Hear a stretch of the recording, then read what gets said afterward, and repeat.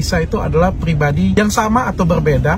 Dan sepertinya supaya tidak menimbulkan, nah sekali lagi saya tidak ingin kegaduhan, saya ingin memberikan edukasi ke masyarakat. Dan menurut saya ini adalah informasi penting yang bisa disampaikan ke masyarakat. Dan sebenarnya baik Ko Donditan, Ustadz Felix Xiao, dan lain sebagainya, teman-teman saya yang lain, itu semangat banget untuk memberikan edukasi ini. Tapi saya tidak ingin disalahgunakan dan saya tidak ingin berkembang kemana-mana. Padahal dari video kemarin saya nganggap itu diskusi yang sangat bagus sekali. Bismillahirrahmanirrahim. Assalamualaikum warahmatullahi wabarakatuh. Kembali lagi bersama Uniriva khusus konten reaction. Kita akan mereaction video yang beredar, apa saja yang viral di dunia TikTok, di dunia YouTube, ataupun di platform manapun di dunia sosial media. Kali ini teman-teman, aku lupa baca doa. Bismillahirrahmanirrahim. Rabbil shrah li sadri wa yassir li amri wahlul 'uqdatam min lisani yafqahu qawli. Ikhwah, kali ini kita akan mereaction seperti yang saya pernah duga ya. Saya pernah berkomentar sama Pak Donditan. Pak Dondi, saya nggak mau publish dulu lah kalau Pak Dondi bakalan dipanggil sama Richard Lee atau apa. Karena ada kekhawatiran dari saya, karena intuisi ini kan menyangkut agama, sementara Richard Lee agamanya Kristen. Saya khawatir Pak Doni nggak jadi diundang. Oke, di awal seperti itu juga Pak Doni bilang, sepertinya tidak akan diundang karena dipending minggu depan. Tiba-tiba ternyata Pak Doni betul-betul diundang. Kita udah senang dong, seluruh apologet itu udah bahagia sekali. Udah merasa, wah Masya Allah akhirnya Pak Doni turun tangan. Insya Allah ini bisa jadi fakta yang berimbang, informasi yang berimbang antara Pak Donitan dengan apa yang disampaikan Elia yang membuat heboh dunia pertok-tokan sampai membuat murka Deddy Corbuzier. Nah, ternyata beberapa hari ini berseliweran satu VN yang cukup mengejutkan, yang membuat dunia pertok-tokan itu juga panas ya. Walaupun saya sudah mereaction videonya melalui TikTok, kalau bagi saya itu ambil positifnya aja. Segala sesuatu itu kita ambil positifnya. Nah, video yang beredar memuat suara voice note dari Dr. Richard Lee, teman-teman. Dr. Richard Lee ini mengundang Elia dan di situ terlihat giroh ya. Terlihat suaranya itu kayak bersemangat sekali mengundang Elia lagi ke podcastnya untuk mengatasi bertemu dengan Pak Donditan. Aku nggak ngerti maksudnya ini apakah dia mau debat live di podcast dia antara Pak Donditan dengan Elia atau dia mau mengakomodir membuat suasana semakin dingin. Aku nggak ngerti, tapi aku coba untuk berprasangka baik kepada Pak Dr. Richard Lee ya, karena aku dilarang ya, kita dilarang untuk berprasangka buruk, walaupun sebenarnya kita tahu ya, karena ini berkaitan dengan misionaris. Dulu juga heboh Daniel Mananta, di mana dia pernah bertanya-tanya tentang Islam. Sebenarnya ini dia polemiknya Julius ya, dan teman-teman yang ada dimanapun. Kita ini selalu menjadi korban nanti ketika kita yang sudah di-trigger dan kita turun tangan, kita akan dituduh untuk memulai. Padahal kalau kita lihat yang go public, mempublish masalah bertanya-tanya tentang agama itu ya mereka sendiri, kayak Daniel Mananta. Sosok ngundang artis, ngundang ustadz, kemudian tanya-tanya Islam, nanti sebenarnya mereka sendiri akan membandingkan. Begitu juga dengan Dr. Richard Lee yang aku lihat skemanya ya. Walaupun ini masih dalam prasangka baik bahwa wajar sih kalau dia punya niat untuk menginjili, toh dia Kristen juga loh kan gitu ya. Tapi masalahnya adalah dia sadar nggak sih ketika dia mengangkat ini ke atas, maka banyak hal yang akan terjadi seperti para apologet, dan kita juga tidak akan tinggal diam, kita juga akan mereaction apapun komentar terkait tentang agama kita, khususnya agama Islam dan Kristen pasti juga akan kita reaction karena kita adalah orang yang terbiasa berdiskusi tentang hal ini. Nah, jadi VN-nya Dr. Richard Lee, mungkin teman-teman bisa lihat nanti kita akan putarkan VN-nya ini beredar di TikTok, rame banyak komentarnya.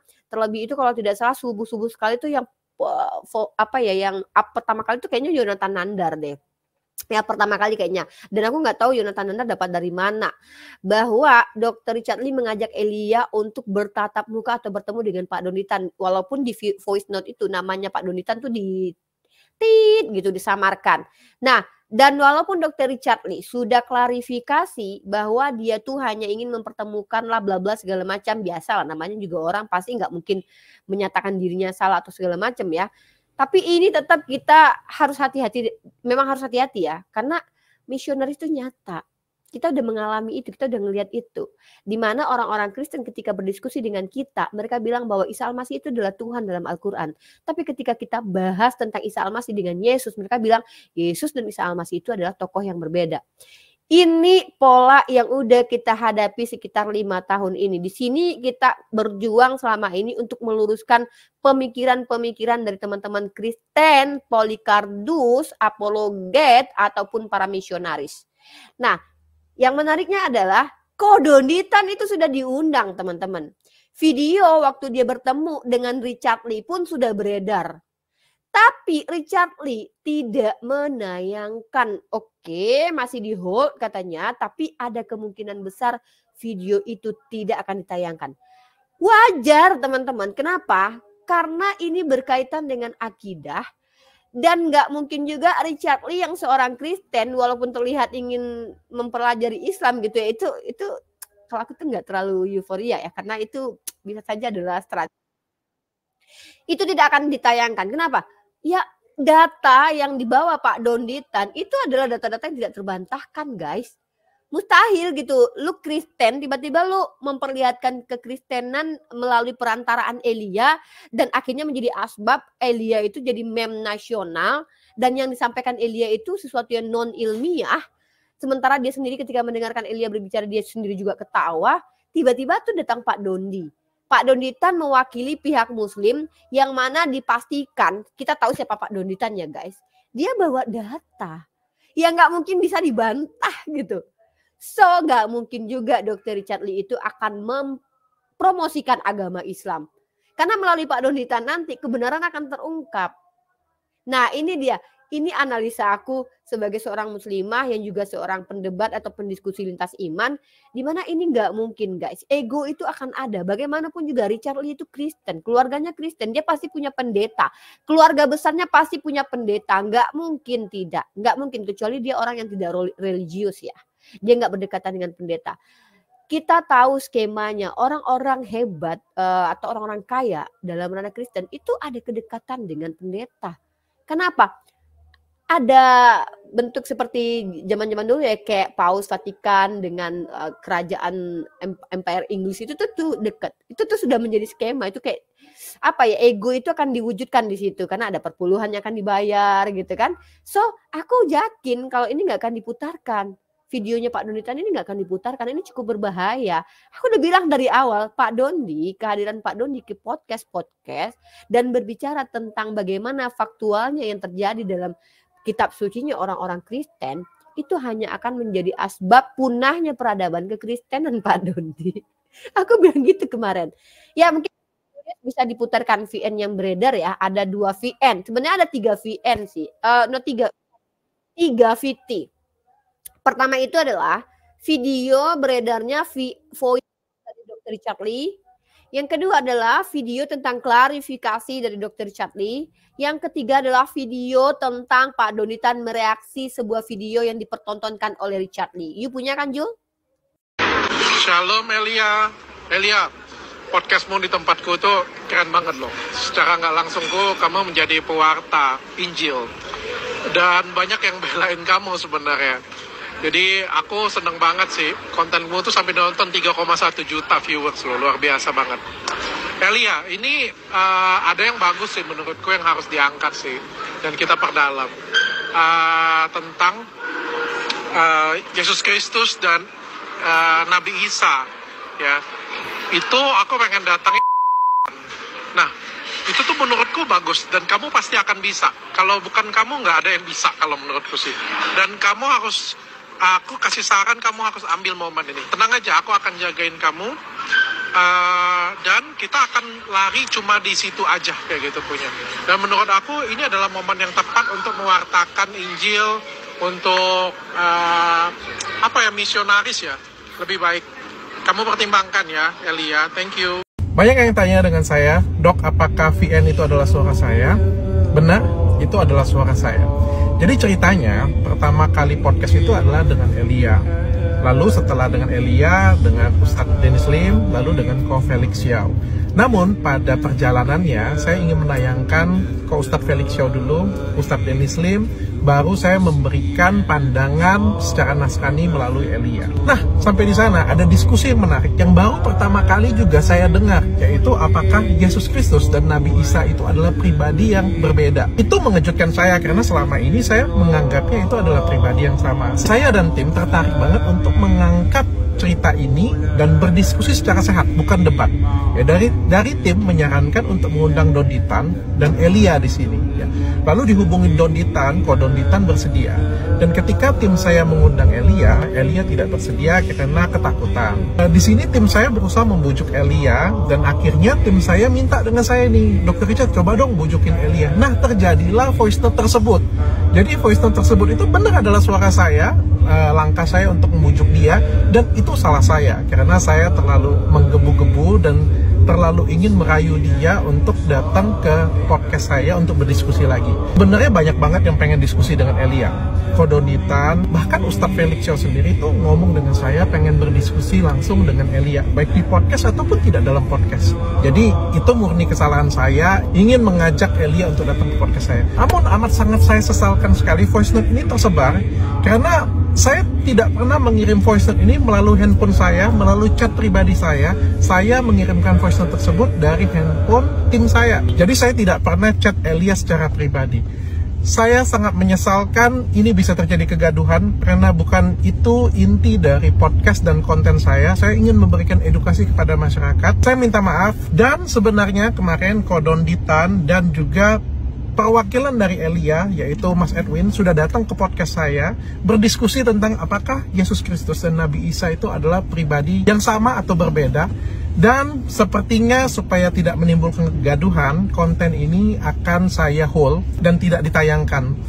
Karena sekali lagi saya tidak ingin kegaduhan, saya ingin memberikan edukasi ke masyarakat. Dan menurut saya ini adalah informasi penting yang bisa disampaikan ke masyarakat. Dan sebenarnya baik Kodonditan, Ustadz Felix Xiao, dan lain sebagainya, teman-teman saya yang lain, itu semangat banget untuk memberikan edukasi ini. Tapi saya tidak ingin disalahgunakan dan saya tidak ingin berkembang kemana-mana. Padahal dari video kemarin saya nganggap itu diskusi yang sangat bagus sekali. Sekali lagi, saya minta maaf jika mengecewakan kalian semuanya. Saya juga sebelum membuat video ini sudah banyak berdiskusi baik dengan Ustadz Felix Xiao, Ustadz Dery Sulaiman, dan beberapa teman Ustadz saya yang lain. Biarlah waktu yang membuktikan semuanya. Terima kasih.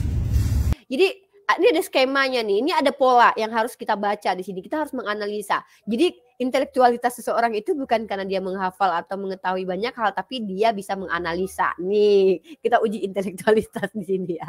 Begini teman-teman ya, karena aku kan guru PAI nih, aku diajarkan bagaimana cara how to teach gitu ya, how to understand gitu ya, bagaimana cara mengerti dan bagaimana cara untuk memahamkan. So teman-teman begini polanya ya, ini aku analisis ya, this is my opinion ya.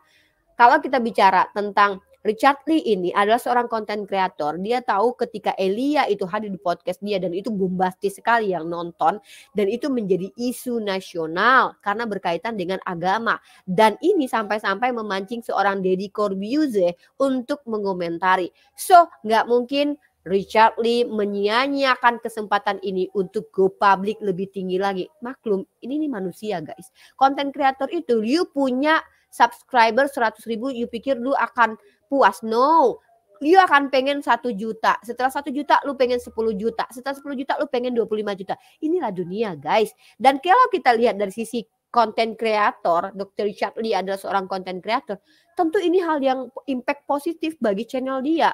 Pertama view, kedua adalah monetize, yang ketiga adalah pamor. Dia akan semakin digaungkan, dikenal sebanyak-banyak orang. Orang yang tadi hanya lihat dari sisi skincare doang, cewek-cewek yang reaksi butuh bagaimana cara skincare yang baik atau tidak, sekarang ini sudah melibatkan agama. Jadi segala lini itu dia masuk. Ini adalah hal yang konotasinya, bukan konotasi, adalah sesuatu yang erat kaitannya dengan sisi sudut pandang konten kreator. Oke, ini adalah betul-betul pure konten kreator dari sudut pandang aku dulu, aku nilai. Yang kedua tentu Dr. Richard Lee tahu mayoritas Islam ini adalah seorang muslim maksud aku ya. So cara mengambil hati muslim itu ya dengan apa? Dengan terlihat umat muslim itu gampang euforia. Kalau ada orang-orang hebat tuh kayak mau mualaf tuh kayak keren banget. Nah ini yang aku nggak suka ya. Aku tuh nggak suka kalau ada orang yang mau mualaf itu kita tuh kayak euforia banget. Yes, kita tahu kalau mereka terselamatkan, kita bahagia karena kita cinta sama orang-orang yang kembali ke fitrahnya. So otomatis mereka terselamatkan, kita happy dong. Tapi nggak usah terlalu euforia banget guys. Kenapa? Ini yang bisa dimanfaatkan oleh orang-orang. Banyak orang-orang yang mengaku mualaf kemudian sebenarnya mereka hanya ingin mengambil empati dari kita. Lalu kemudian kalian nggak sadar bahwa mereka hanya bermain-main dengan kemualafan mereka. Itu bisa ada seperti itu. So nggak usah terlalu euforia, biasa aja. Iya kita syukur alhamdulillah, tapi ya biasa aja gitu. Nah ketika ini polanya berlaku loh. Pertama ditampilkan Elia dulu dan dia lihat bombastis. Kedua dia bicara bahwa dia belajar Islam coy. Dia belajar Islam, dia ingin mengkaji Islam dan itu membuat emosi dari emak-emak muslim, bapak-bapak muslim, wanita-wanita muslim, pemuda-pemuda muslim. Masya Allah, alhamdulillah karena Elia akhirnya Dr. Richard Lee mengenal Islam. Itu yang aku bilang tuh kayak kalian tuh kayak terlalu euforia. Oke, aku juga bahagia ketika ada orang-orang yang belajar Islam dengan sungguh-sungguh. Yes, tapi kita nggak perlu terlalu euforia karena hanya Allah yang bisa memberikan hidayah kepada seseorang. Karena Allah yang lebih tahu seseorang itu layak atau tidak gitu. Karena Allah yang tahu isi hati seseorang, bukan kita guys. Nah, jadi ketika Dr. Richard Lee publish lagi, klarifikasi lagi bahwa dia ingin belajar Islam. Islam itu mengajarkan begini, bla bla bla bla. Itu wajar karena dia tahu nanti impact dari Elia booming ini dia akan terkena imbasnya karena dia yang mengundang Elia. Lalu dia memutus dulu amarah orang karena Elia dengan cara apa? Dia datang klarifikasi bahwa dia ingin belajar Islam. So dia terlepas dari tuduhan-tuduhan fitnah-fitnah negatif yang arahnya semua ke Elia dong. Sebenarnya Elia tuh rugi banget datang ke podcastnya Dr. Richard Lee. Dia cuma dapat pamor, kemudian jadi meme nasional. Seperti yang aku bilang, seseorang tuh bisa menjadi terkenal dengan dua cara. Pertama kalau nggak jelek banget, kalau nggak cantik banget, kalau nggak pinter sekali, kalau nggak bodoh sekali. Nah, Elia itu kategori yang mana kalian tahu sendiri. Seseorang kalau jadi meme nasional tuh kalian tahu sendiri. Ya, tapi kalau dia itu smart banget, cantik banget, dia akan jadi meme yang positif. Tapi kalau jadi meme yang negatif ya you know lah ya what I mean gitu kan. Jadi ketika Elia hadir dan ini kaitannya dengan politik juga dekat, ini isu yang sangat-sangat sensitif membuat konten kreator seperti Deddy Corbuzier marah, otomatis Elia berada di titik yang tidak aman. Tapi Richard Lee dia aman. Kenapa? Dia hadir mengatakan berkat Elia. Kemudian dia mempelajari Islam, mengundang Ustadz Khalid Basolama, Ustadz Salim Villa, Ustadz Felix Xiao.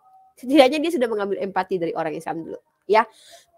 Kemudian karena dilihat view sangat bagus, akhirnya dia mengundang lagi Elia.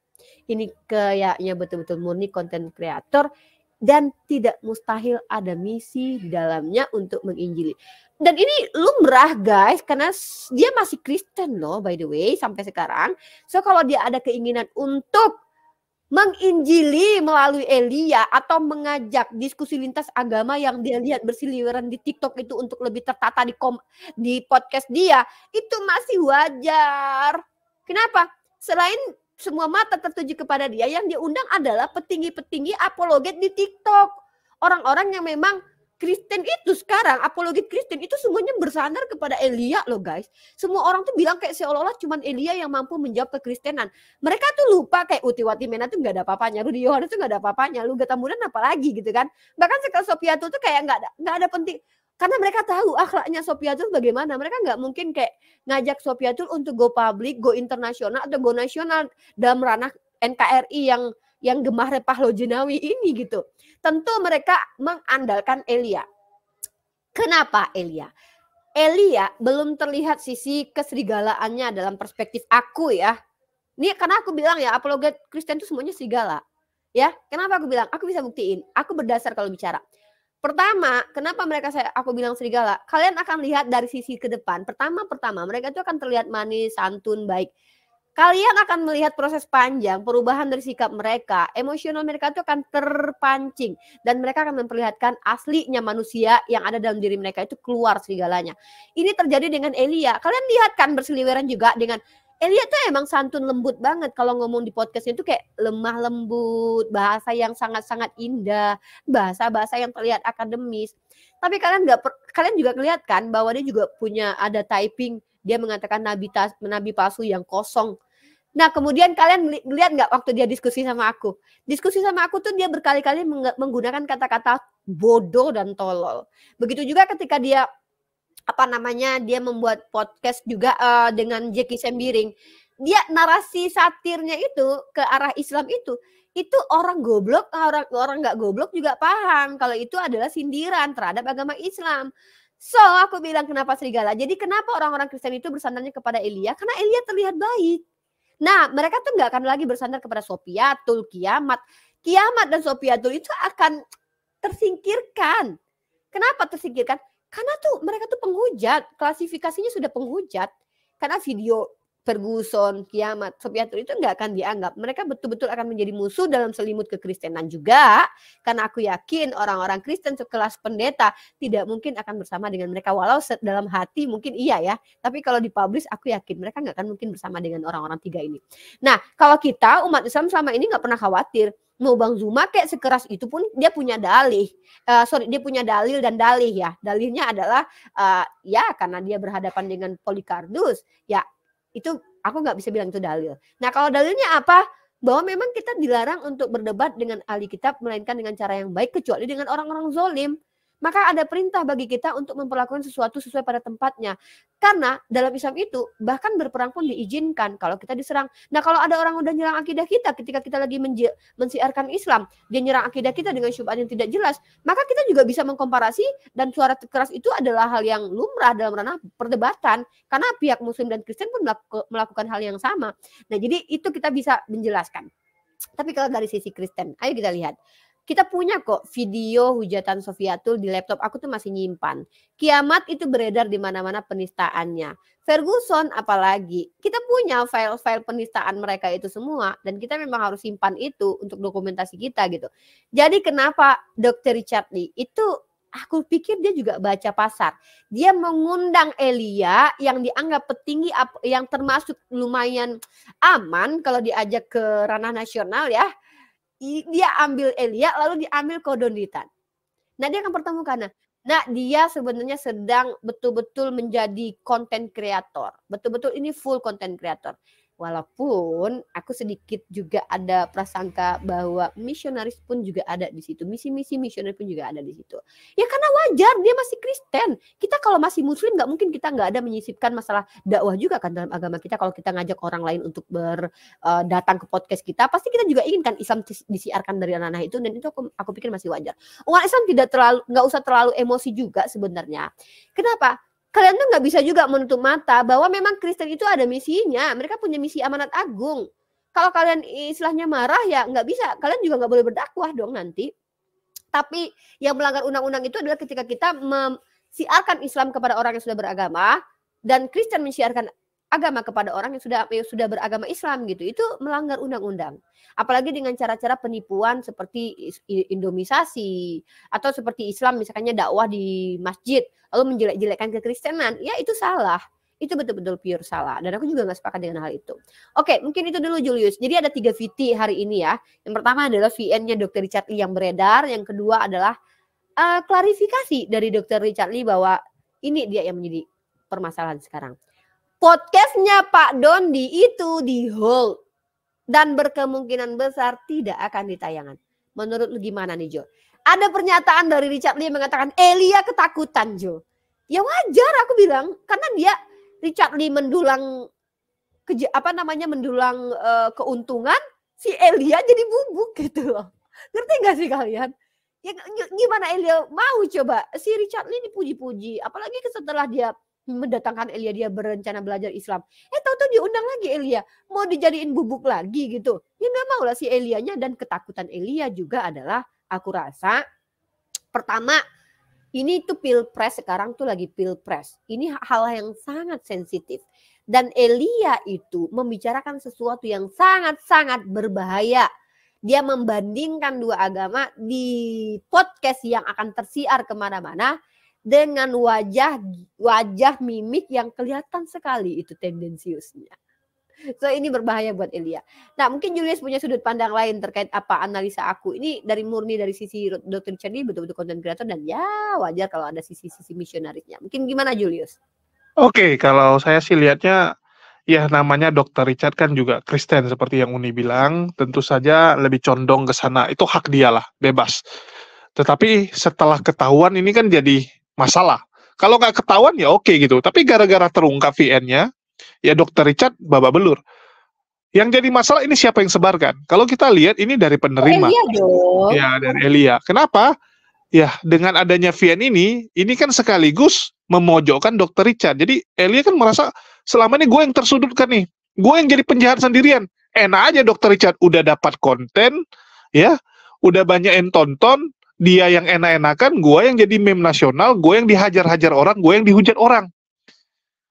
Tentu Lu saja. nggak tahu Jul, ada Ya, video yang beredar waktu Elia itu viral itu, yang ngaku emaknya si Lina Wijaya Murtadin yang ya sering buka bayaran. komal dan juga menghujat itu minta bayaran juga kan. Dengan apa dia minta? Si alasannya emang sih minta Bible untuk dibagi-bagiin, tapi ya ngerti sendirilah gitu. Dan Ya. ini emang jadi bumerang buat dua-duanya sih sebenarnya, Jul. Ya, itu nanti kita akan bahas khusus. Kita akan bahas khusus ya masalah Lina Wijaya sok-sok mewakili Elia meminta sesuatu ya. Kita nggak tahu apakah dia ini perwakilan resmi Elia karena kita tahu hubungan mereka cukup dekat. Tetapi lucu aja gitu, tiba-tiba minta sesuatu. Di sini kita bisa lihat ya, dengan adanya video ini publik menyerang Dr. Richard. Mengatakan bahwa Dr. Richard ini nggak benar juga gitu. Dan ini satu nilai plus untuk Elia jadinya. Perhatian bukan hanya tertuju kepada dia lagi, bukan hanya dia aja yang kena jadi sasaran, tapi minimal Betul. bisa dia pecahin. Atensi dari masyarakatnya jadi pecah kan. Jadi menyerang Dr. Richard juga. Dan yang lebih disayangkan adalah video tersebut di hold. Tapi nggak apa-apa lah. Ya, kita sudah berkali-kali sampaikan, Allah punya rencana yang jauh lebih besar. Tanpa Ya. ada podcast di tempat Dr. Richard pun, sekarang video-video Kodondi jadi viral, ditonton oleh banyak orang. Jadi sama aja. Masya Allah, Masya Allah. Seliweran di FYP TikTok. Setiap argumentasi dari Kodondi itu berseliweran di FYP TikTok dan insya Allah akan menjadi akan menjadi ilmu buat orang-orang gitu. Dan ini maka aku selalu berusaha untuk ambil hikmahnya dari apa yang terjadi ini. Pasti Allah berikan hikmah, pasti itu. Elia ke up itu juga penuh dengan hikmah, di mana akhirnya orang tahu bahwa debat lintas agama ini sesuatu yang ada dan kalian nggak bisa kabur dari ini. Kenapa? Karena dua komunitas ini, baik Islam atau Kristen, itu punya kewajiban masing-masing. Selama ini kalian, si Deddy Corbuzier bilang, saya sendiri nggak berani bahas agama. Ya wajar, karena lu nggak ada di situ. Maksudnya lu bukan orang yang mengambil jurusan itu, lu bukan orang yang suka dengan tema itu. Lah sementara Elia dia sekolah teologi kayaknya, Mikana sekolah teologi, saya sekolah PAI misalnya. Otomatis bahasan kita ya tentang agama. Nah ketika kita bertemu di publik, kita ketemu dengan orang yang berbeda dengan kita perspektifnya, pasti kita akan mendialogkan hal itu. Itu hak demokrasi kan, itu kan dilindungi oleh negara. Dan jadi kalau Deddy Corbuzier bilang atau artis-artis lain bilang kayak kita tuh nggak usah lah bahas-bahas agama atau kita tuh nggak akan bahas agama, ya itu kalian kan bahas sesuatu yang urusan kalian menurut kalian penting kayak politik kalian bahas. Karena gini loh, perpecahan itu bukan melulu dari agama. Kalau kita lihat sejarah itu banyak justru dari politik. Nah kalian berbicara tentang politik, kenapa agama nggak boleh? Karena agama ini adalah sesuatu yang kalian imani benar. So kenapa kalian nggak mau membahas agama? Sementara inilah pentingnya kita betul-betul membicarakan agama, supaya kita betul-betul semakin mengerti sejarah peradaban ini melalui pendekatan agama. Kita mengerti bagaimana hukum-hukum dalam agama melalui pendekatan diskusi atau dialog ini. Kita mengerti kenapa berbeda atau bagaimana sudut pandang agama lain dari pendekatan metode dialog ini. So kalau kalian misalnya nggak suka ya dari kalangan artis, dari kalangan entertainer, wajar. Karena kalian tahu ketika membahas agama ini akan ada kotak-kotak nanti dan kalian nggak universal lagi. Kalian entertainer itu menarik semua orang, mau agamanya Kristen kayak Hindu, Buddha, untuk melihat kalian. Itu wajar. Tapi jangan kalian juga menganggap negatif ya orang-orang yang melulu bahas agama. Karena kita punya kapasitas masing-masing. Orang yang belajar teologi tentu dia akan bahas agama seperti Verbum Veritatis, Bambang Nursena, Rita Wahyu. Begitu juga dengan Ustadz Abdul Somad, Ustadz Adi Hidayat. Dan kami ini bicara tentang dua perspektif. Karena kami bukan dari ulama ustadz yang melulu bahas tentang agama Islam. Kami ini dari sudut perbandingannya. Kami spesialisasi perbandingannya. Dan perbandingan itu bukan melulu perbedaan coy. Tapi Banyak dari umat Islam itu bahkan mempertontonkan kesamaannya. Dan ini termaktub dalam Al-Quran, serukanlah kebenaran itu dengan cara hikmah. Kalau ada persamaannya, berpegang teguhlah di tali yang sama. Justru Islam itu mengajak diskusi, menunjukkan kesamaan agar apa? Agar kita konsisten dengan parameter kita dalam hal kebenaran itu. Ini contoh satu hal. Ketika kita sepakat, Islam, Yahudi, Kristen, bahwa kebenaran itu adanya kesesuaian antara pernyataan dengan realita, maka kita hanya membuktikan siapa dari ketiga agama ini, dari orang yang mengaku beragama tiga agama ini, yang betul-betul sesuai dengan realita. Contohnya kalau Islam mengatakan Tuhannya satu, sesuai nggak dengan realita? Sesuai nggak dengan liturginya? Sesuai nggak dengan keyakinannya? Lalu lihat Kristen, lihat Yahudi, sesuai tidak? Nah di situ kita akan memperlihatkan kebenaran itu. Lah kenapa kalian halang-halangi gitu loh? Bagi kalian yang tidak suka bahas-bahas agama ya. Dan kembali lagi saya katakan, dulu Ratu Entok itu tidak suka dengan debat lintas agama. Tapi ternyata kemudian girohnya terpancing mempertanyakan, loh kok Bunda Maryam nggak Bunda Maria aja disalib.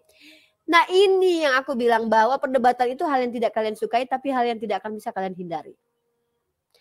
Terima atau tidak terima. Kenapa? Karena ini juga terjadi zaman dahulu. Sejarah itu akan berulang terus. Percaya sama aku. Dan kesalahan dalam sejarah itu, seperti saya kutip dari perkataan Dr. Bambang Nursena. Sejarah itu kesalahannya bisa terjadi terulang kembali.